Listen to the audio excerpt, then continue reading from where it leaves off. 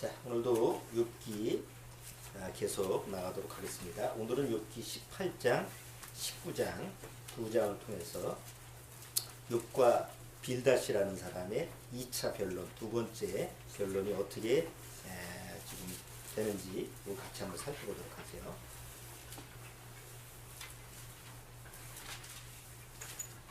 자, 욥기 18장, 먼저 18장을 한번 보시죠.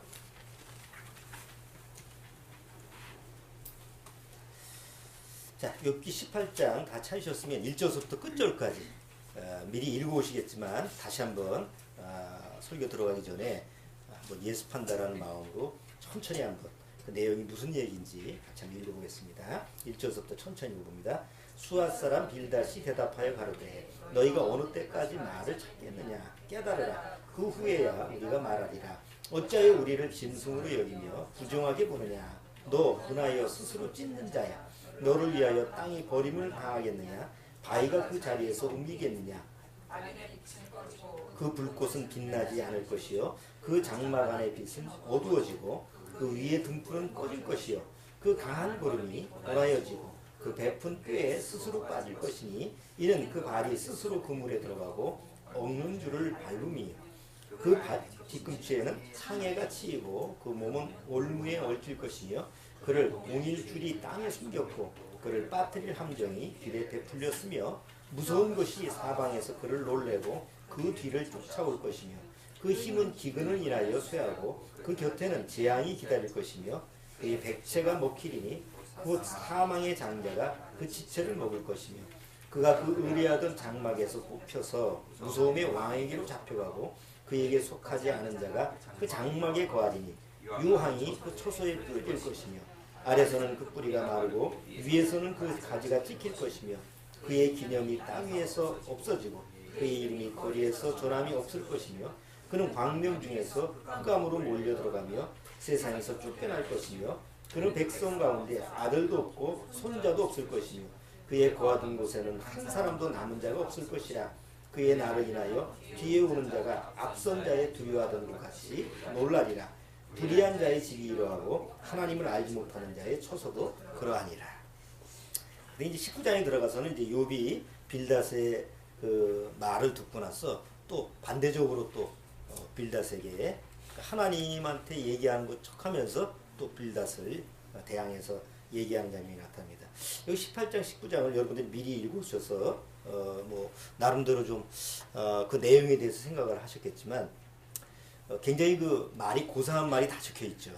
그래서 이 도대체 무슨 의도로 얘기하는 건지 잘 감이 안 잡히는데 실상은 저주입니다. 이게 이 저주라는 말이 꼭 우리가 뭐 다른 사람한테 막 저주할 때 아주 그 조속한 말을 하거나 아니 이런 말을 표현하는 것만 저주가 아니고 가장 고상한 말을 써도 그 내용 의도가 다른 사람이 저 사람이 좀 나쁜 일을 당했으면 좋겠다. 저 사람이 뭐 해를 당했으면 좋겠다. 이런 의미가 담겨져 있다면 그건 저주에 속한 말이죠. 지금 이제 빌닷이 욥에게 얘기하는 지금 읽었던 내용을 가만히 보면 지금 그 욥에게 지금 어떤 얘기를 하는 거예요? 네가 지금 하나님 앞에서 저주받은 거야. 저주받은 사람의 삶이 이런 거야. 하면서 그 욥에게 그 저주라고 하는 그 내용에 대해서 이렇게 초점을 맞춰서 얘기하는 겁니다. 이제 19장에 넘어가면 또 욥은 거기에 대해서 반대적으로 얘기하는데 아주 자기에 대한 얘기를 하는 것 같으면서도 빌닷에 대해서 똑같이 저주를 퍼붓는 이런 부분이 여기 두 장에 대해서 나옵니다. 대체적으로 우리가 성경을 보면서 성경에 보면 어떤 종교 성경 보면 이 저주라고 하는 부분이 많이 적용이 되는데 그 기독교 이 종교에서도 저주라고 하는 걸 많이 오해를 하고 있어요. 괜히 잘못 사용하는 경우가 많이 있어요. 그래서 그런 부분이 오늘 두 장을 통해서 과연 우리가 하나님이 성경을 통해서 과연 저주를 내리실 때 과연 그 저주가 어떤 의미가 적용되는 건지 또 우리한테는 저주가 어떻게 적용되어야 되는 건지 그런 부분을 오늘 한번 이 두 장을 통해서 살펴보려고 합니다. 그 보통 저주는 우리가 말 표현을 보면 욕하고 같죠. 저주할 때 그 욕과 같은 말이 같이 포함되어 있는 그런 얘기가 많이 이제 속해 있는데 그 어떤 할머니가 시골에서 올라와가지고 자기 아들 집을 찾아가는데 고속버스 터미널에서 운전기사한테 그 양재동 방향에서 그 전설의 고향 지나서 그 님이 시벌 아파트로 좀 가자고 운전사한테 얘기를 했대요. 그 운전사가 갑자기 전설의 고향을 지나가지고 욕이 나오니까 그 할머니의 표현에 여기니까 근데 이제 그쪽 지역을 잘 아는 이제 기사가 이제 양재동에 그 예술의 전당층에서 리젠시블 아파트라는 얘기하는구나. 요새는 용어가 아두니까 리젠시블 아파트를 그 할머니가 들었을 때는 시골 그 할머니가 전라도에서 올라온 양반이니까 이게 님이 시벌 아파트인가 보다 해가지고 이제 그걸 했는데 이제 그 기사는 잘 알아들은 거야. 내가 왜 이 얘기를 하냐면 거기 님이라는 욕이 들어가 있어요. 이게 굉장히 많이 사용되는 욕이에요. 보통 이제 사춘기 되면 이제 주로 그 친구들하고 얘기를 하면 그 용어를 주로 많이 쓰죠. 뭐 너무나 사춘기에 대해서 익숙한 단어이기 때문에 사춘기는 잘 알 거예요. 하루에도 뭐 몇십 번 애들하고 대화하면서. 근데 이제 문제는 그 의미를 알고 쓰느냐가 문제지. 보통 님인데 님이가 뭔 뜻인지를 알고 써야 되는데 애들은 욕을 하면서도 그 무슨 의미인지는 모르죠. 사춘기는 아나? 사춘기는 아나? 근데 그 뜻이 아닐 수 있는데 그 뜻이 무슨 뜻이요? 너 쓸 때 그 뜻이 무슨 뜻인지를 알고 있어. 아이들이 쓸 때 친구들하고는 그런 대화 안 하면 뭐 대화가 안 되니까 어쩔 수가 없어. 뭐 내가. 근데 의미를 알고 써야지. 그 무슨 의미야? 아닌데 말로 표현할 수가 없어? 너희 어머니 아니에요? 그래. 그래서 네 애미라고 하는 말의 줄임말인데 님이. 근데 이제 그게 사실은 어머니라고 하는 것은 굉장히 신성한 단어잖아요. 근데 신성한 단어를 깎아서 그 의미를 깎아서 표현하는 것을 비속어로 이렇게 이게 욕이 그렇게 돼버려요. 근데 이게 우리나라만 그런 게 아니라 뭐 미국 같은 경우는 다 하나님의 이름을 도용하잖아요. 뭐 갓댐이라든가 지저스 크라이스트 이런 게 다 그 남을 저주하거나 아니면 욕을 할 때 그런 그 신성한 이름을 왜 썼을까? 그러니까 마치 신성한 이름을 깎아내리는 것이 아주 그 저속한 이런 의미, 심리적인 용어가 그렇게 들어가 있는 거죠. 자, 엘니뇨라고 하는 뜻이 요새 지금 엘니뇨 현상 때문에 지금 기상 이유가 자꾸 생겨요. 지금 눈이 와야 될 때인데 자꾸 비가 오거나, 뭐 또 비가 와야 되는데 비가 안 오는 지역. 이게 요즘 얘기하면 엘니뇨죠. 엘니뇨라는 뜻이 뭐예요? 스페인어예요. 엘니뇨, 라니뇨 이게 다 에스파니아어에서 나온 건데 엘니뇨라는 뜻이 뭔지 아나? 시험에 나올 건데. 주원이는 알아? 엘니뇨는요 기온이 높은 거고 라니냐는 기온이 낮다고 반대로. 그렇지. 그게 12월 달에 기온이 낮아야 되는데 높은 게 엘니뇨고 기온이 높아야 되는데 낮는 게 라니뇨죠. 아니 의미는 아는데 엘니뇨라는 이름의 뜻. 엘니뇨 이름. 그거는 아예 그건 아예 책에서 다 봤는데요. 기억이 안 나? 안 나요. 자. 안 나는 게 아니고 안 나온 거. 안 나온 것 같아. 그 책이 잘 안 나와. 아예 이름의 뜻. 엘니뇨라고 하는 뜻은 남자아이라는 뜻이에요. 남자아이. 그 다음에 라니뇨는 여자아이라는 뜻이에요. 그래서 왜 그런 이름을 붙였냐면 이 남자아이가 12월 달에 이 엘니뇨 현상이 일어나요. 이 스페인 지역에 그쪽 지역에서 그 대륙 그 현상 때문에 비가 와야 되는데 안 오고 따뜻해야 되는데 막 춥고 이런 그 엘니뇨 현상이 벌어지는데 그 엘니뇨라는 남자아이라는 뜻이 아기 예수라는 뜻을 가지고 있어요. 왜냐하면 12월 그 마지막 주 크리스마스 주간에 맞춰서 그런 그 이상 기후 현상이 나타난다고 해서 그게 이상하죠? 왜 하필이면 아기 예수라는 명칭을 썼을까? 그게 마치 엘니뇨라고 하는 건 자연 그 기상 이유로 말미암아 그 재해잖아요. 그러니까 사람들이 심리적으로 뭔가 저주 같다. 이건 신의 저주 같다. 이렇게 이제 심리적으로 그 이름을 붙이다 보니까 어떤 신의 이름을 도용을 해가지고 깎아내리는 거예요. 우리말의 님이나 이런 것처럼. 그러니까 동양이나 서양이나 뭔가 다른 사람을 모욕하거나 욕하거나 저주할 때는 신적인 이름을 도용을 해서 그걸 깎아내림으로 말미암아 뭔가 뭐좀 저속한 그런 의미를 담아놓은 것 같아요. 자, 이 저주라고 하는 말을 내가 이제 표현을 하다 보니까 제가 좀 부언 설명을 그렇게 했는데 그 인터넷에 찾아보니까 그런 기사가 많이 떴다. 내가 누군가를 저주하고 싶은데 방법 좀 가르쳐달라고. 그걸 써놨더라고. 그럼 또 그런 거 올리면 또 열심히 답변을 해주더라고. 그래서 여러분도 아시다시피 옛날에 우리나라의 사극을 보면 주로 남을 저주할 때 사용하는 방법이 있죠. 어떻게 하죠? 집으로 뭐 인형을 이렇게 만들어가지고 옛날 주로 누구죠? 장희빈 나올 때 그게 많이 나오죠. 집으로 탁 사람을 만들어가지고 거기다가 바늘을 확 찌르면 그냥 상대방이 막 아프다 그러고 막 이런 거 나오죠. 어디다 국 밑에다가 막 숨기고. 근데 이제 요즘은 이제 인터넷에서 보니까 재밌게 썼더라고. 종이에다가 빨간 펜으로 저주하고 싶은 사람이 이름을 쓰래. 이름을 쓰고 불에 태우면 그 사람이 막 불에 되는 막 느낌을 받고 물속에다가 탁 잠그면 물속에 들어가는 느낌이 들고 아니 그렇게 답변을 썼어. 그리고 뭐 여러 가지 그 다음에 뭐 빨간 종이에 아니 뭐에다가 써가지고 저 창밖에 던져라. 그러니까 아파트 창밖에 던지면 뭐 그런 기분이 들고 이제 그러니까 남을 저주하고 싶은 마음이 그러니까 사람들 마음속에서 어떤 마음이 있는 거야? 누군가 뭔가 좀 저주를 내리고 싶어. 내가 가해하면 내가 물리적으로 무슨 문제가 생기니까 뭔가 누군가에 의해서 어떤 그 힘에 의해서 그 사람을 저주하고 싶은 사람이 있어요, 없어요? 여러분이 지금까지 살아오면서 아이 그 참 저 사람 꼭 좀 한번 좀 사고 났으면 좋겠다. 예를 들어서 학교 다닐 때도 이거는 이제 공부 잘하는 학생만 그렇게 생각해.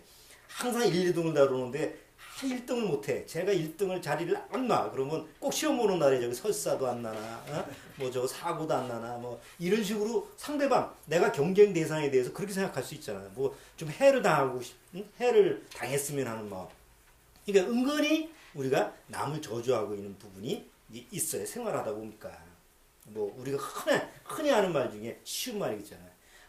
저거 귀신이 안 잡아가나. 뭐 농담처럼 하는 말이지만 사실 그것도 뭐 그냥 농담처럼 지나간 말이지만 다른 사람에 대해 저주. 귀신이 잡아가라는 건 뭔 얘기야? 죽으란 얘기지. 저거 빨리 안 데려가면 뭐하나? 그거 뭐 죽으란 얘기지. 그러니까 우리가 이렇게 말 표현상에 보면 나도 모르는 사이에 다른 사람을 이렇게 저주한 적이 있는데 이게 전도서에 나와요. 성경에 보면 전도서 7장 전도서 7장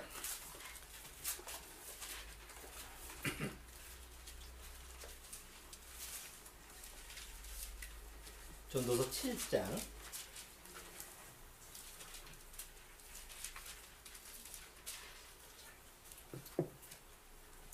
21절.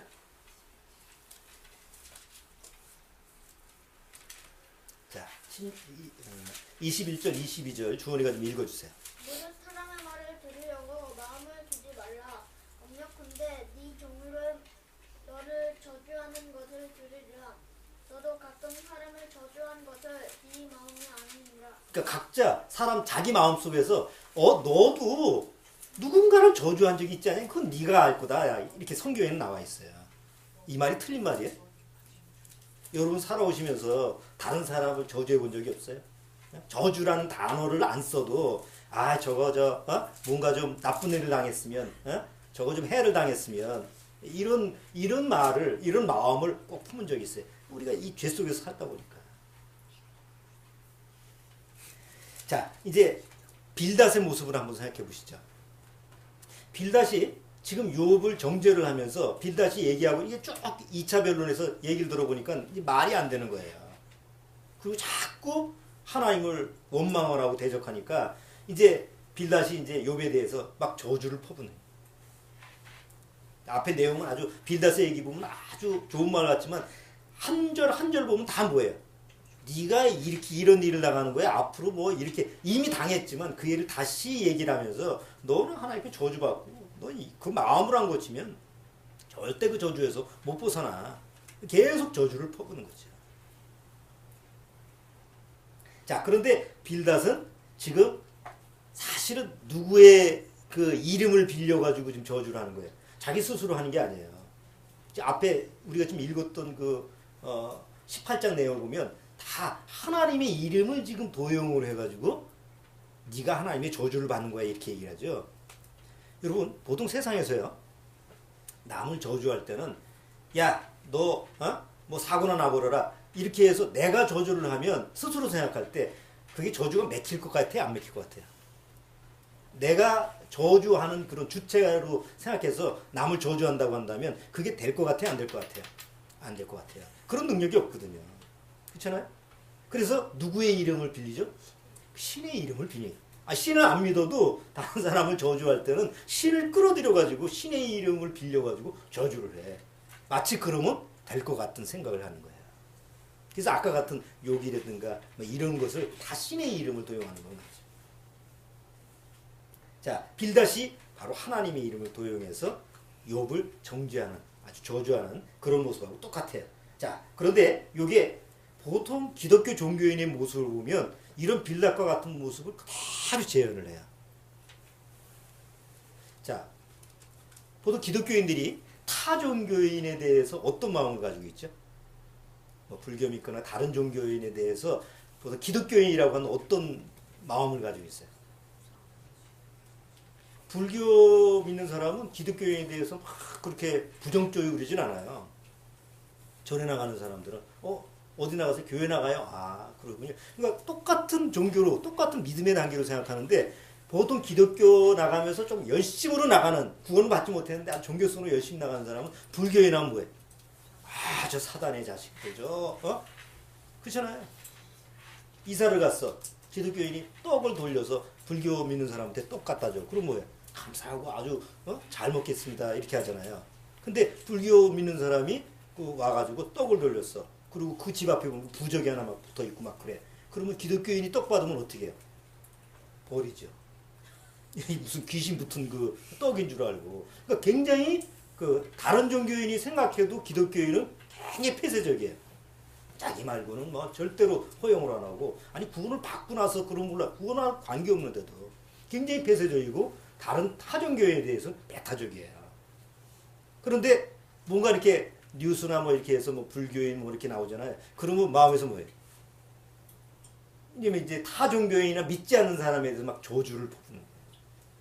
저런 지옥 갈 놈들. 자기도 지옥 가면서 저런 지옥 갈 놈들이라고 하면서 저 타종교인은 다 지옥 간다고 이런 식으로 이제 표현하는 게 지금 빌닷이 욥을 저주하는 거하고 같은 내용이라는 거죠. 고상하게 쓴 것 같지만 의미는 같아요. 그런데 공통적으로 그렇게 남을 저주하는 사람의 마음 바탕에는 누가 하나님이에요? 자기가 하나님 그 자리에서 자기가 하나님의 대리인 역할을 하는 거예요. 내가 기독교인이라고 해서 남을 저주할 수 있는 권리를 언제 줬어요? 너는 하나님을 믿는 사람이니까 너 다른 사람을 저주해도 돼 라고 하는 그런 그 근거가 되는 성경이 있을까요? 없어요. 그럼 이제 우리가 그렇게 이렇게 얘기를 하면 보통 교회 나가는 사람들은 아니 하나님 믿는 사람도 뭐 하나님의 대리인으로 저주 내린 거 있지 않습니까? 왜 성경에 그런 기록이 있거든요. 그래서 엘리사 선지자, 엘리야의 제자 엘리사 선지자가 하나님의 일을 하다가 어디 길을 가는데 그 동네 애들이 갔다가 엘리사가 대머리였거든요. 대머리하고 막 놀리고 그러니까 엘리사 선지자가 하나님의 이름으로 말미암아 저주를 내리죠. 그러니까 암꿈 2마리가 내려와가지고 거기 있는 40여 명의 애들을 다 죽여버려요. 구약이 실제로 성경에 기록된 거 한번 보세요. 열왕기하 2장을 한번 보세요. 열왕기하 2장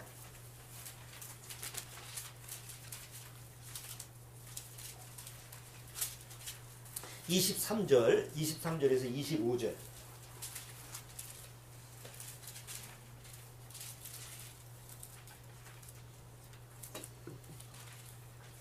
자, 거기 주원이가 한번 읽어주세요. 23절에서 25절.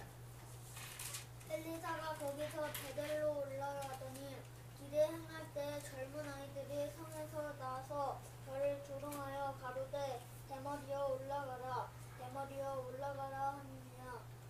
엘리사가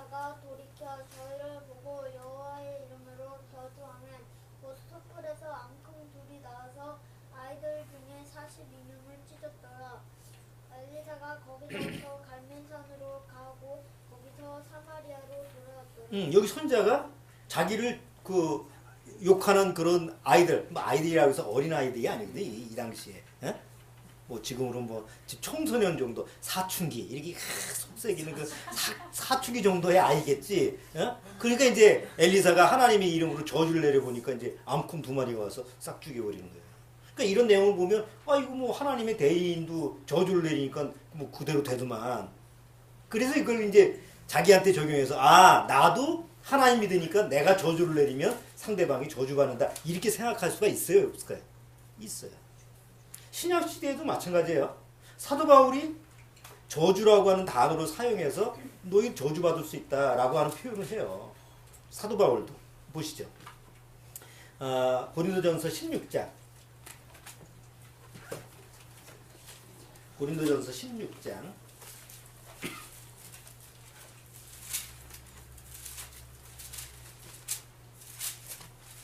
16장 22절.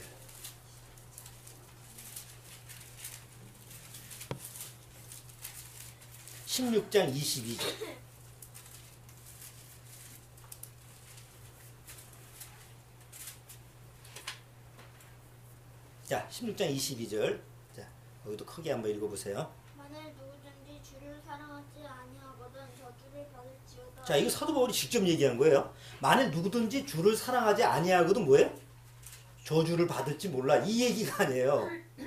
이게 뭐 우회를 해서 지금 공포심을 주는 게 아니고 직설법으로 얘기하면 만약 주를 사랑하지 않거든 뭐예요? 저주를 받을지어다. 마치 자기가 저주를 내리는 것처럼 사도 바울이 표현을 해요.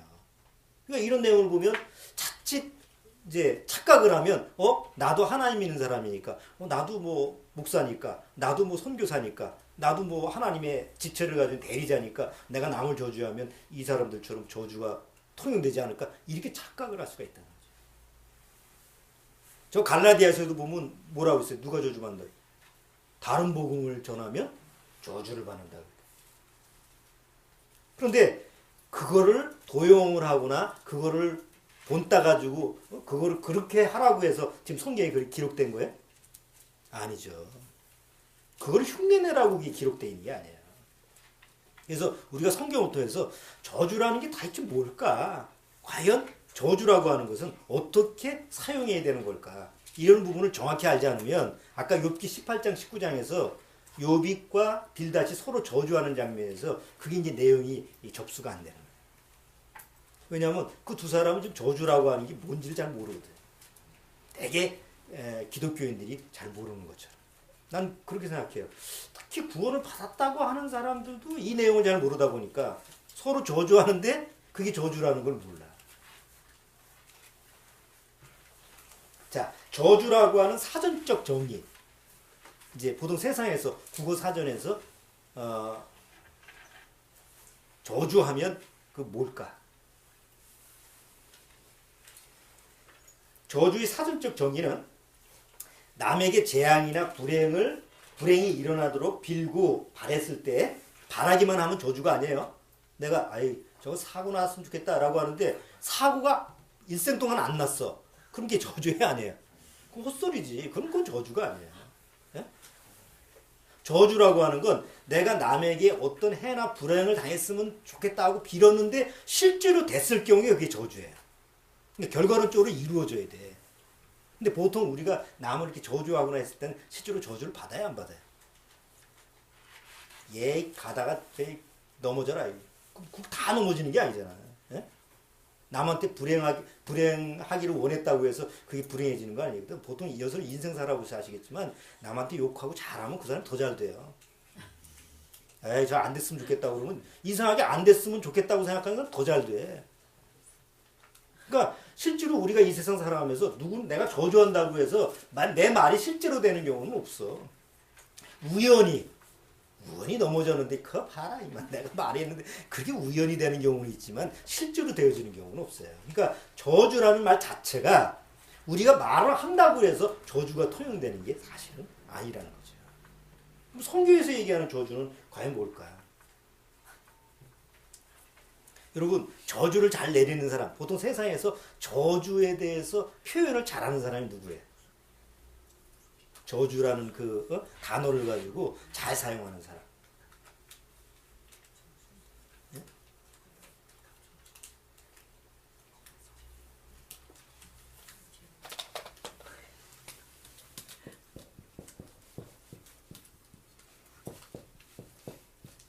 저주거든. 주할 때 주문이잖아. 말로. 주문은 말로 하는 거잖아요. 그러니까 주문을 잘하는 사람이 누구예요? 저주 낼 때. 무당이지.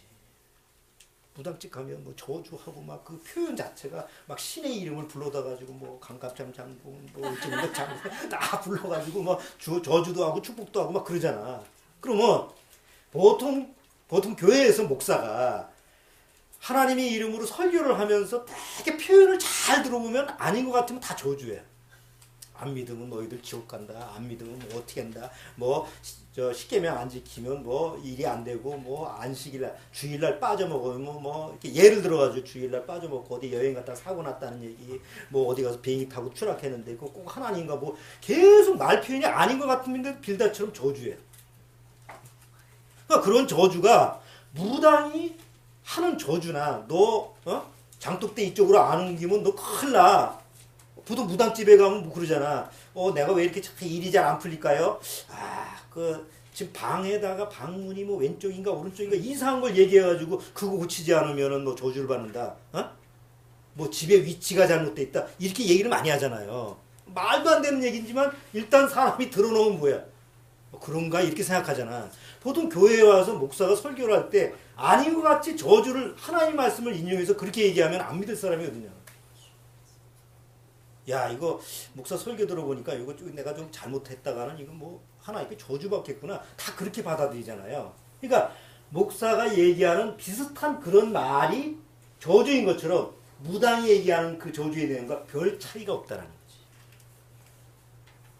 빌닷의 지금 오늘 18장의 빌닷의 얘기를 자세히 들어보면 보통 구원받지 못한 목사가 설교하는 스타일하고 같아요. 이렇게 안 하면 하나님께 저주받아. 이렇게 안 하는 사람이 이렇게 저주를 받더라고. 뭐 이렇게 표현을 하면 다 사람들이 그게 하나님의 저주구나. 그러면 여러분 생각해 보세요. 무당이 아무거나 갖다 붙여가지고 이렇게 안 하면 저주받는다라는 그런 아주 거짓말 같은 그런 얘기를 하는 것이 과연 하나님이 그렇게 하는 저주일까요? 성경에서 말하는 저주가 바로 그런 게 저주일까요? 아니다는 거예요. 자, 저주라고 하는 걸 성경에서 한번 표현하려면 그 전에 한번 이렇게 여러분 생각해 보세요. 지금 아프리카에서 기근 때문에 거의 하루에 뭐 몇천 명씩 죽는다 그러죠. 아이들이. 예? 아이들은 또 왜 이렇게 많이 나? 그렇게 죽을 건데 나 안 나면 되잖아. 또 왜 이렇게 많이 나요? 피임약이 비싸서 못 써. 정욕은 있지. 약은 없지. 그게 애는 낳지. 병으로 죽어. 굶주리고 죽고. 그러면 그게 하나님의 저주예요? 사람들이 생각할 때 보통 기독교인들은 주워 들은 게 있어가지고 그게 함 족속한테 내린 저주가 있어서 그래. 이렇게 얘기를 하죠. 노아의 세 아들 함, 셈, 함, 야벳 중에서 그 함이 아버지가 술 취해가지고 포도주로 술 취했는데 하체를 보고 막 조롱을 했잖아요. 그 때문에 이제 아버지가 저주를 내렸잖아. 그것 때문에 그 아프리카에 있는 그 함 족속이 다 저주받았다고 그렇게 이제 기독교인은 다 그렇게 알고 있잖아. 그러면 아프리카에 있는 사람들이 언제서부터 못 살았죠? 원래서부터 그렇게 함 족속이 원래서부터 못 살았어요? 뭐냐? 아프리카는 굉장히 풍요로운 땅이었어요. 18세기 들어와서 영국이라든가 유럽이 아프리카에 진출을 해가지고 다 점령을 했죠. 그래가지고 어떻게 됐어요? 기독교인이라고 하는 사람이 가서 흑인들을 다 노예로 끌고 왔잖아. 기독교인들이 그런 거예요, 사실은. 예? 물론 그 전에 이슬람교가 그 아프리카에 많이 가서 영역을 넓혔지만 사실 그 역사를 보면 그 유럽의 기독교인들이 선교한다고 가서 다 노예상으로 그냥 그 노예상 중에 하나 뭐 영화 누구지? 존 뉴턴의 그 영화 나왔다며. 그 존 뉴턴이라는 사람이 뭐 영화 보러 가자는 건 아니고 그 존 뉴턴이라는 사람이 그 노예 무역 상인한 노예 팔고 사는 사람 아니야. 그래서 오늘날 거듭난 거 아니에요. 어? 그러니까 그게 18세기. 18세기 전까지는 아프리카에서 거기 사는 사람들은 그 나름대로 문명을 가지고 잘 살았어.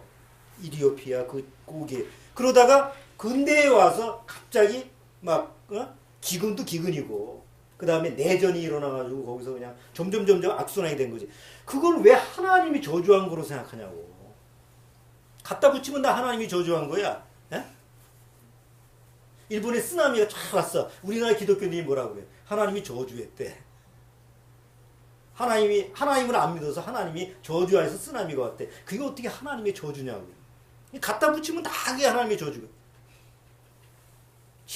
요새 시리아 때문에 난민 사태 때문에 막 애들이 막 난민으로 오다가 물에 빠져서 죽고 그러잖아요. 보통 그런 걸 생각할 때 시리아가 종교가 뭐예요? 시리아의 종교가 뭐 시리아 사람들이 믿는 종교가 뭐예요? 알라 아니에요, 이슬람교. 그러면 알라의 저주지. 그게 어떻게 하나님의 저주냐고.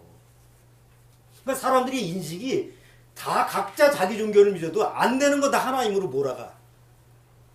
잘 되는 거 다 자기 신이 잘한 거고 안 되는 거 다 하나님 탓이야. 그래서 유일신인 거예요. 그렇죠? 이상하게. 그러니까 그렇게 하나님이 사람들이 생각하는 저주를 그런 식으로 내리냐고. 하나님의 저주는 그런 게 아니야. 아프리카에서 아이들이 굶어 죽고 기근 드는 건 그거는 인간이 만드는 거야. 인간의 죄악 속에서 만들어진 거 아니에요? 시리아 난민도 뭐가 만든 거예요? 그들이 내전에서 나오는 그 인간들 세계 속에서 그 자기 종교 때문에 이루어진 문제 아니에요. 다 제대로 하나님 믿고 제대로 거듭나 봐. 엘니뇨 왜 아기 예수를 거기다 갖다 붙여? 인간이 그 문명을 발달시키다 보니까 자연을 갖다 파괴시켜서 만든 게 엘니뇨 아니에요.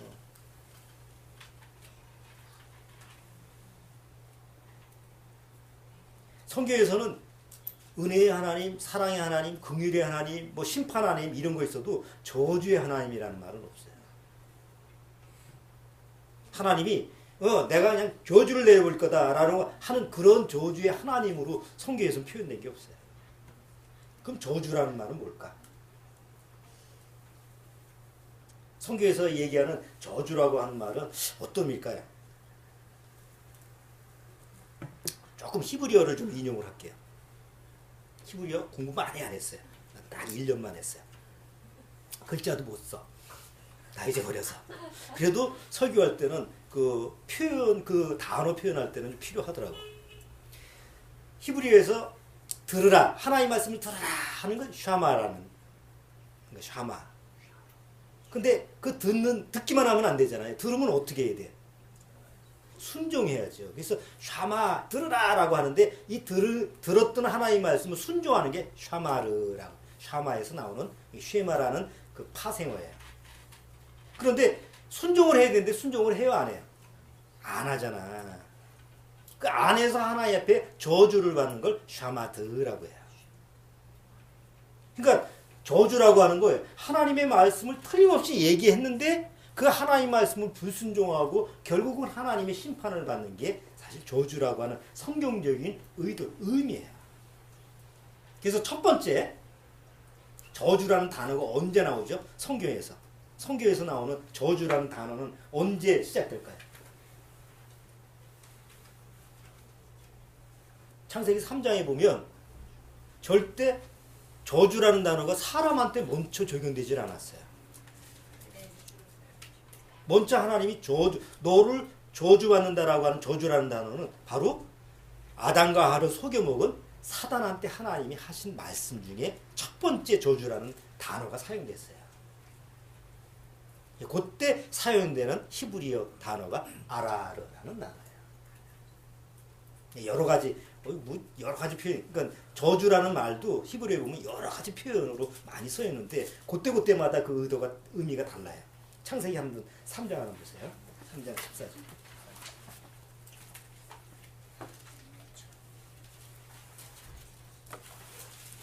창세기 3장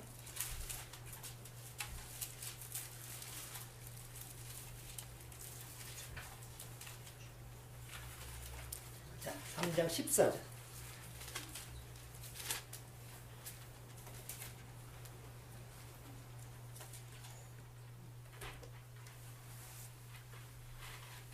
자, 3장 14절 읽어주세요. 여호와 하나님이 뱀에게 이르시되 네가 이렇게 하였으니 네가 모든 육축과 들의 모든 짐승보다 더욱 저주를 받아 배로 다니고 정신토록 흙을 먹을지리다. 여기 사단을 저주하는데 첫 번째 저주라는 단어가 딱 여기 나와요. 그러니까 저주라는 단어가 이제 여기 아라르라는 단어인데 이게 무슨 뜻이냐면 분리시키다. 아주 혐오한 대상, 혐오의 대상으로 만들다. 이런 의미가 들어가 있어요. 영어로 저주라는 단어가 무슨 단어예요? 영어로.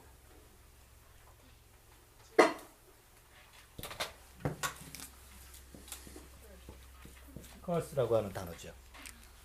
이게 칼로 베다라는 의미가 있어요. 칼로 싹 이렇게 베다. 그 뭐라 이거? 하나님 앞에서 아예 제적을 당하는 거죠. 분리가 되는 거죠. 그러니까 사단은 결국은 하나님의 형상을 닮은 사람을 속여 먹어가지고 사람을 속여가지고 결국은 죄를 짓게 만들었으니까 하나님은 사단으로 하여금 어떻게 하는 거예요? 세상에서 가장 다른 육축보다 가장 저주를 받아서 혐오의 대상이 만들고 그리고 뭐 하나님 앞에서는 감히 하나님 앞에 나올 수 없도록 선을 닦은 이런 존재가 바로 사단이고 그럴 때 저주라는 단어를 쓴 거예요. 그럼 성경에서 저주라고 하는 단어는 결국 어떤 단어야?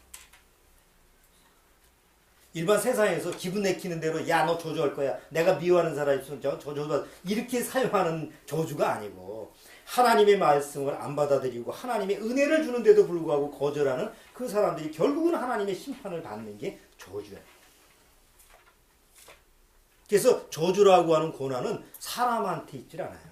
아까 엘리사, 뭐 사도 바울 이런 그 하나님의 쓰임을 받는 사람이 저주를 내린 것은 하나님이 그를 통해서 하나님이 하시는 저주지. 그들이 하는 게 아니잖아요. 근데 보통 기독교인들은 마치 누가 하나님인 척하고 사는 거예요. 하나님이 허락을 안 했는데도 지가 하나님인 척하고. 그게 잘못된 거지. 그러니까 빌닷이 욥을 지금 저주하는 그 내용을 보면 틀린 말은 아닌 것 같은데 사실은 그게 뭐가 잘못된 거예요?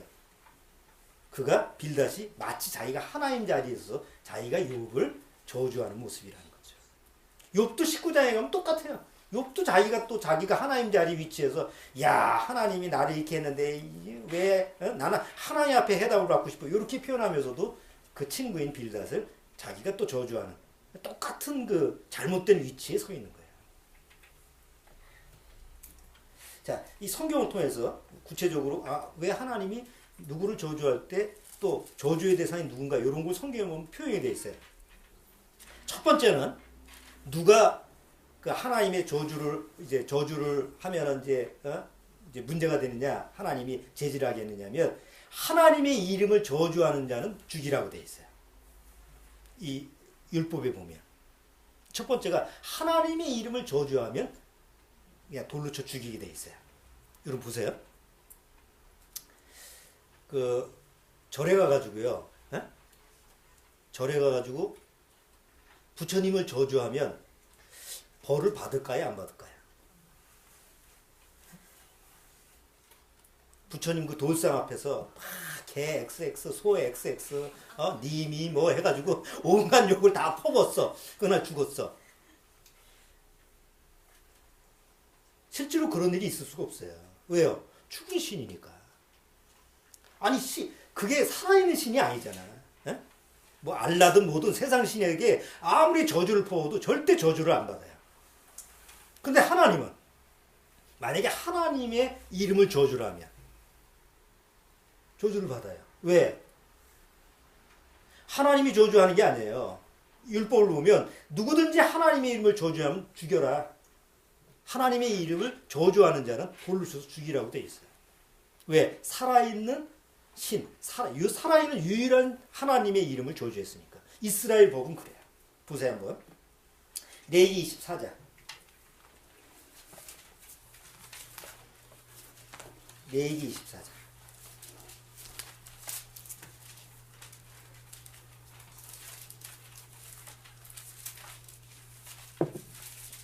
레위기 24장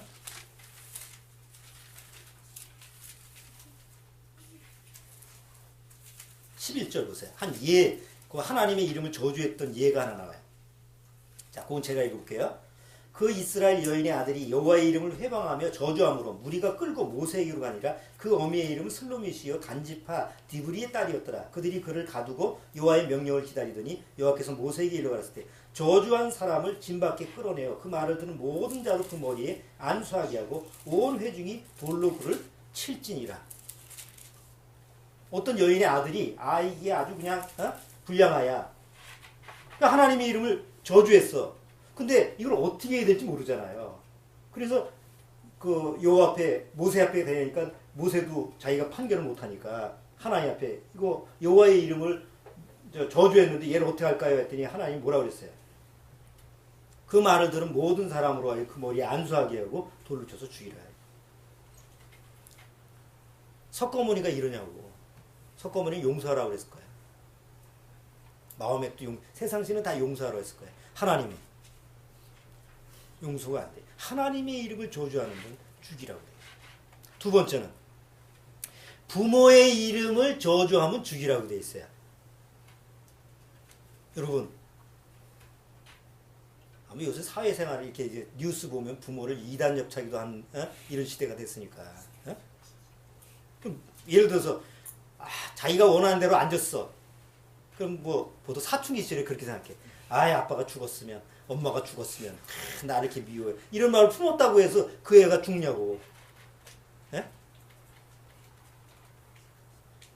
그렇지는 않겠지만 엄마 죽어버려 이렇게 말을 이제 했어요. 그러면 얘 잡아다가 교회에다가 그러면 돌로 쳐 죽여?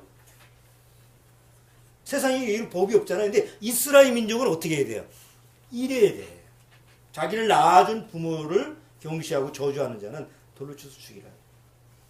이게 율법이에요. 또 하나님이 세우신 이제 인도자, 여기 성경에 보면 여기 뭐 재판관이나 유사나 이렇게 되어 있는데 이 인도자거든요. 만약에 하나님이 세운 인도자를 저주하면 그도 죽이라. 또 이런 표현도 있어요. 한번 보세요. 레위기에 레위기 19장. 자, 그 19장.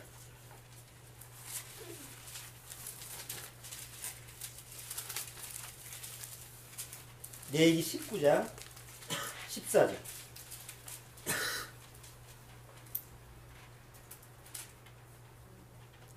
14절. 주원이가 한번 읽어줘.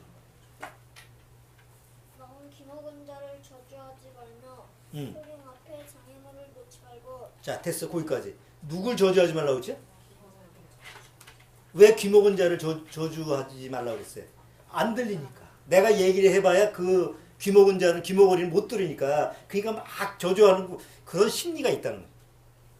옛날 같은 요즘은 안 그렇지만 옛날에는 조금 장애를 가지고 있는 이런 사람이 지나가면 애들이 가만 놔뒀어요? 소경이 지나면 돌멩이 던지고 그렇죠? 옛날 학교 다 그랬어. 뭐 애가 좀 다리를 절거나 그러면 애들이 막 병신이라고 놀리고. 지금이나 좀 살만하지 옛날에는 장애인으로 태어난 그 자체가 고통인데도 사회에서 얼마나 냉소를 받았는지 몰라요. 인간의 심리가 그래. 그렇죠? 남의 생명을 존중하는 마음이 없어 원래 죄 속에서. 그나마 기독교 국가에서는 그게 잘 돼 있지. 기독교 국가가 아닌 나라에서는 장애인으로 태어난 그 자체가 저주예요. 근데 이미 이스라엘 민족은 뭐래요? 기모거리에게 저주하지 마. 그리고 이제 민수기 보면 이스라엘 민족, 하나님이 택한 이스라엘 민족을 저주하는 자는 하나님이 심판하겠다 이거죠. 왜? 하나님 내가 택한 백성이니까. 좋은 예가 뭐예요?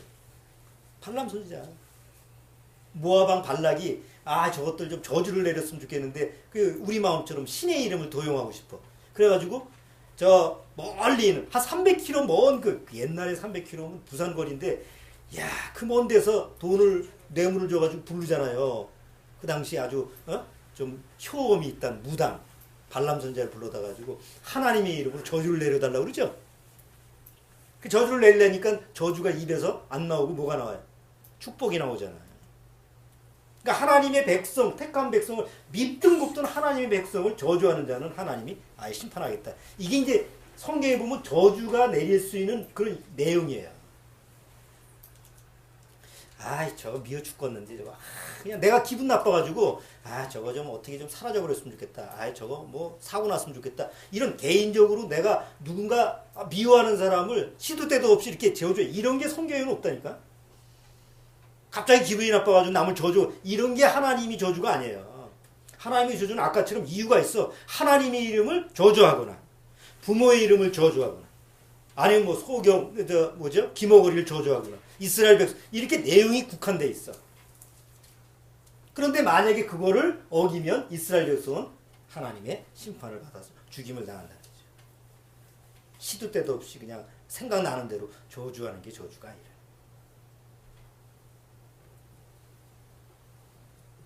자, 이제 중요한 거는 과연 내가 하나님의 축복에 속한 자인가 저주에 속한 자가, 이게 중요해요.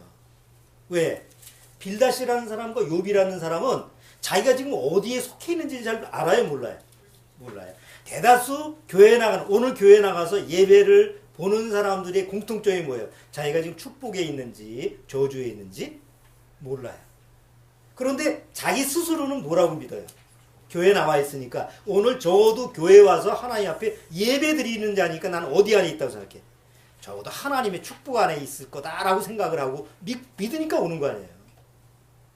근데 성경은 그러지 아니고 교회에 나와서 지금 하나님 앞에 예배를 드리고 있는 그 자리가 바로 하나님의 저주의 자리가 있을 수 있다고 성경은 얘기하잖아요. 상상할 수가 없는 얘기죠. 여러분들은 어떻게 생각해요? 야, 나는 축복 안에 틀림없이 있어. 이렇게 나름대로 믿을 수 있잖아요. 그런데 하나님 보시기에는 저주의 자리야. 큰 문제, 심각한 문제. 빌닷과 욥은 자기가 어디에 자리에 있는가라는 걸 분명히 알아야 돼요.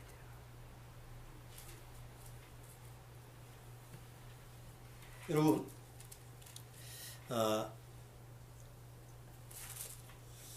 예수님이 12제자 중에서 예수님을 저주한 사람이 있죠. 누구예요? 예수님이 12제자 중에서 예수님을 저주한 사람. 주영이 누굴까? 예수님의 수제자 12인데 예수님을 저주한 사람이 있어. 누굴까? 당연히 가룟 유다지. 예수님 팔았잖아. 그렇게 생각할 수밖에 없어. 에? 구원 못 받아서 그래. 자, 베드로예요. 상상할 수가 없죠. 어떻게 수제자인 베드로가 예수님을 저주해? 에? 그런데 다 울기 전에 네가 나를 3번 부인하리라고 하는데, 부인하는 게 정도가 아니에요. 처음에 예수님이 끌려갔잖아. 그러니까 이제 베드로가 멀리서 예수님이 도망가지 못하고 멀리서 이제 자기 스승이 어떻게 되는지 보는데, 옆에 종자 하나가, 여자 종자가, 너 제자잖아. 그러니까 첫 번째 물어보니까 아니 잘못 봤어.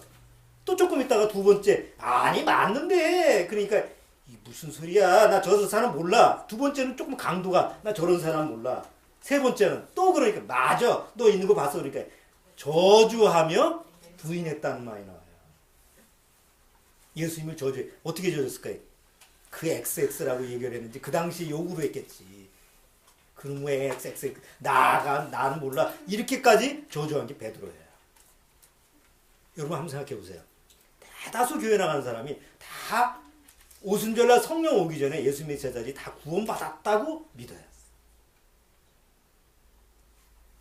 그럼 구원받은 사람이 예수님을 저주할 수 있어요? 여러분은 예수님을 저주할 수 있어요? 구원받고 나서? 안 돼요. 그런데 구원을 안 받으면, 못 받은 사람은 자기도 모르는 사이에 그런 때가 와. 무슨 환경이 딱 뭐 이렇게 주어지거나 이렇게 하면 결국, 야, 내가 예수님 앞에 하나님이, 이제 예수님이 나를 구원해 줬다는데 이것밖에 안 돼? 하면서 오히려 자기를 구원하신 예수님을 저주할 때가 와, 베드로처럼. 왜요? 성령이 오기 전이거든. 사도 바울이 이런 말씀을 했어요. 고린도전서 12장. 고린도전서 12장 3절.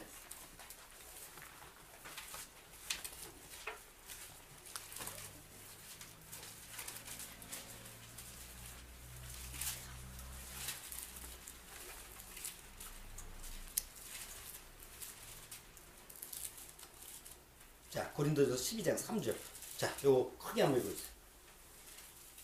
그러므로 내가 너희에게 알게 하노니 하나님의 영으로 말하는 자는 누구든지 예수를 저주할 자라 하지 않고 또 성령으로 아니하고는 누구든지 예수를 주시라 할 수 없느니라. 여기 3절에 그러므로 내가 너에게 알게 하노니 하나님의 영으로 말하는 자는 누구든지 예수를 뭐라고요? 예수를 저주할 자라 하지 않죠. 그럼 베드로가 그 당시에 예수님을 저주했던 것은 하나님의 영으로 한 게 아니잖아. 뭘로 한 거예요? 육의 성품으로 한 거지. 그러면 육의 성품으로 그렇게 한다 칩시다. 아직 베드로는 누구의 통제를 못 받는 거예요? 성령의 통제를 못 받는 거예요. 아직 성령이 안 왔기 때문에. 성령의 통제를 못 받는 사람이 아무리 하나님을 믿어도 육의 성품이 강하다고 한다면 어떻게 제대로 신앙생활 할 수 있냐고. 틈만 나면 육의 성품으로 갈 텐데. 그렇잖아요. 그러니까 물론 지금은 성령이 온 시대니까 뭐 그렇진 않지만 그 당시에는 아직 성령이 오기 전, 약속된 오순절날 성령이 오기 전이에요. 그러니까 아직까지 예수님의 제자라 할지라도 그가 비록 예수님과 같이 동행을 하고 같이 먹고 같이 자고 그 다음에 예수님의 능력을 줘서 그 능력까지 행했다 할지라도 지금처럼 우리가 완전한 구원을 받고 완전한 성령의 인침을 받는 그런 때는 아니었어요. 그때는 아직 성령이 오기 전에 그들은 아직까지 불완전했어요. 그 구원이 불완전한 거예요. 우리하고 달라요. 우리는 완전한 구원을 받았지만 그 당시 사도들은 아직까지 완전한 구원은 아니에요. 오순절날 성령이 왔어야지 이제 완전한 구원이 되는 거예요. 우리하고 상황이 달라요. 자, 그리고 나서 그가 오순절날 성령이 오기 전이니까 성령의 통제를 아직 받기 전이니까 자기도 모르는 사이에 육의 성품에 그냥 자기가 그냥 놀아난 거죠. 왜 베드로 얘기를 제가 하느냐면 욥과 한번 비교를 해보자는 거죠. 욥이 참으로 구원받은 사람이라고 한다면 굳이 남이 저주한다고 해서 같이 저주하겠냐고. 그렇진 않지. 여러분, 내가 오늘 구원받았어요. 다른 사람이 나를 막 저주해. 정말 구원을 확실히 받았어요. 그럼 다른 사람이 나를 저주한다고 해서 내 마음에 영향이 있어요, 없어요? 저게 나를 저주했어. 그래? 나도 넌 저주한다. 넌 지옥 가. 나 정말 구원받고 천국 가는데 다른 사람이 나 보고 막 지옥 간다고 막 그래. 그렇다고 해서 내 마음이 변동이 있겠냐고. 정말 구원받고 하나님 앞에서 딱 해답이 주어졌다고 한다면 절대 그런 거에 마음이 변동되질 않아요. 고집핀다는 게 아니고 내가 해답이 있는 사람이기 때문에 왜 그렇다면 저 사람이 나한테 그런 얘기를 했을까? 왜 저 사람이 나를 그렇게 평가했을까? 하면서 나를 돌아보게 되는 거죠. 그리고 그 상대방에 대해서 불쌍한 마음을. 사도 바울이 뭐라고 그랬어요? 자, 여기 한번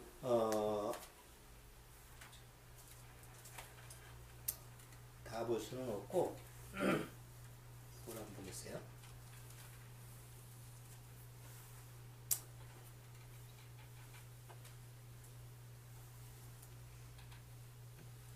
로마서 12장 14절.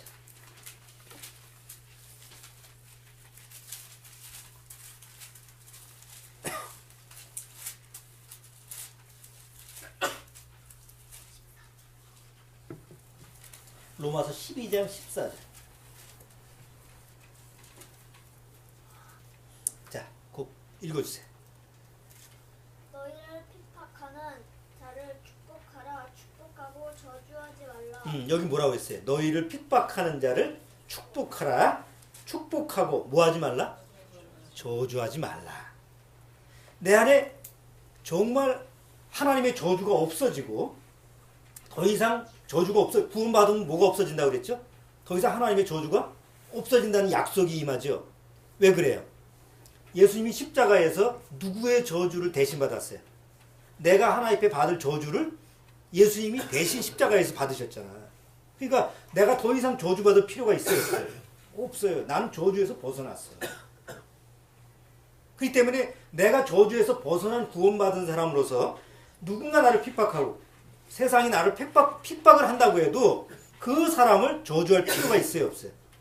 없어요. 오히려 그 사람이 구원받기를 바라는 마음이 생기는 거지. 그런데 이 빌닷과 욤은 여전히 서로 무슨 짓을 하고 있어? 저주질을 하고 있는. 성경에서 지금 이 신약 시대에 와서 누가 저주 아래 있느냐? 마태복음에 보면 24장 뒤에 보면 25장이죠. 양과 염소가 갈라지는 장면이 나타나죠. 근데 왼쪽에 있는 자는 염소, 오른쪽에 있는 자는 뭐 양이에요.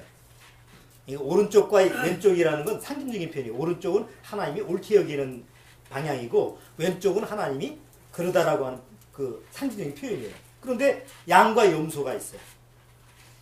근데 양쪽에 있는 이 사람들은 주님을 위해서 뭘 했는데 기억을 못하죠.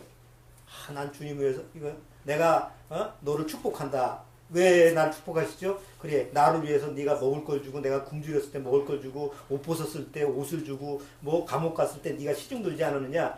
나 그런 적 없는데요. 아니야. 나한테 속한 자를 한 게 바로 나한테 한 거야. 이렇게 해서 축복을 해요. 염소한테 있는 자는 뭐라고 그래요? 주님, 나는 주님을 이렇게 봉양했고 주님을 위해서 뭐 벌거벗어 다 자기가 한 거 다 기억하는데 나는 기억이 안 나. 그가 열심히 했는데도 주님은 기억을 못해요. 왜 그러죠? 저주 아래 있다라고 하는 건 뭐예요? 자기가 한 거야. 자기가 한 거니까 자기가 기억이 나지. 여러분, 모든 기독교 아직 구원받지 못한 사람이 하나님 위해서 하는 그 모든 나름대로의 신앙 생활이라는 게 다 누가 하는 거예요? 자기가 하는 거야. 그러니까 자기가 기억나지. 나는 기도를 이렇게 열심히 했고, 나는 뭐 11조하고, 나는 뭐 했고, 자기가 하나님 앞에서 한 거 다 자기가 기억나. 주님이 한 거라면 기억이 안 나는데, 내가 하기 때문에 기억이 나는 거예요. 그래서 주님이, 너는 기억이 안 나. 그리고 마지막에 뭐라고 하냐면, 저주를 받은 자들아. 나를 떠나 마귀와 그, 사자들을 위해서 예비된 영영한 불에 들어가라. 저주받은 자들아라고 얘기를 해요, 예수님이. 그 마지막 심판 때. 그 얘기는 무슨 얘기예요? 내가 아무리 하나님 앞에서 무슨 행위를 하고 뭐 기억을 나는 게 있어도 그게 자기 구원의 증거가 될 수가 없다는 얘기죠. 그러니까 정말 하나님 앞에서 저주를 안 받는 사람은 누구냐면 바로 예수 그리스도가 내 대신 저주를 받으신 사실이 믿음으로 딱 내 안에 믿어진 사람이, 적용된 사람만이 바로 저주를 안 받는 사람이 되는 거예요. 축복의 자리에 있는 사람.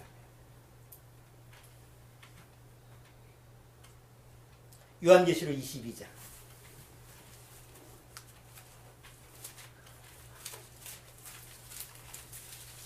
주님이 나를 위해서 십자가에 대신 저주받으시고 우리한테 약속한 게 뭐예요?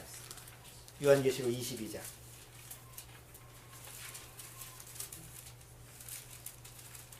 요한계시록 22장 3절만 읽어주세요. 다시 저주가 없으며 하나님과 그 어린 양의 보좌가 그 가운데 있으리니 그의 종들이 그를 섬기며 그의 얼굴을 불태우려 그의 이름도 저희 이마에 있으리며. 다시 뭐가 없어요? 다시 저주가 없다고 되어 있어요. 우리가 이 저주받은 세상에 지금 살고 있기 때문에 구원을 받아도 저주받은 이미 저주가 내린 세상의 그 영향을 받아야 안 받아요? 받습니다. 그건 어쩔 수가 없어요. 육이 있는 동안에는. 그러나 이 육을 떠나면 다시는 저주가 없다라는 약속이 우리한테 적용이 되는 거예요. 이것은 누구한테만 적용되느냐? 참으로 구원받은 사람, 참으로 거듭난 사람만이 이 말이 적용되는 거예요. 거듭나지 못하면 여전히 하나님의 저주 아래에 있고, 그러다 보니까 자기도 모르는 사이에 저주를 남한테 퍼부을 수 있는 이런 심령 상태로 살아가는 거죠. 오늘 18장, 19장을 통해서 집에 가서 다시 한번 읽어보시면 빌닷과 욥의 이 자세가 지금 자리가 잘못 앉아있구나. 지금 자기가 저주의 자리, 축복의 자리에 있으면 축복을 내릴 텐데 여전히 저주의 자리에 앉아서 서로 저주하고 있는 이런 모습을 우리가 또 발견할 수가 있을 겁니다. 자, 다음 주에는 또 소발과 욥의 2차 변론을 보면서 또 우리가 하나님의 말씀을 또 깨닫는 그런 귀한 시간을 또 갖도록 하겠습니다. 오늘은 여기까지 하도록 하겠습니다. 자, 기도하겠습니다. 주님 감사합니다. 오늘도 귀한 말씀 같이 나눴습니다. 우리가 정말 이 세상에 태어날 때서부터 저주받은 세상에 태어나서 그런 저주의 영향 아래 살 수밖에 없었고, 또 결국은 하나님 앞에 저주받는 그런 지옥 심판을 받을 수밖에 없는 그런 자였는데, 오늘날 나한테 하나님이 은혜를 내려주사 구원받게 하시고 내가 받을 저주를 그 당신의 아들을 통해서 대신 저주를 받게 하심으로 말미암아 이제 나는 더 이상 저주받지 않는 그런 하나님의 거룩한 백성이 되었습니다. 단순히 이것을 지식으로 받아들이는 것이 아니라 하나님의 생명의 은혜로 말씀을 통해서 늘 심령에 감사하고 귀하게 받아들일 수 있도록 주님께서 말씀으로 우리 심령 안에 축복해 주옵소서. 예수님의 이름으로 기도드립니다.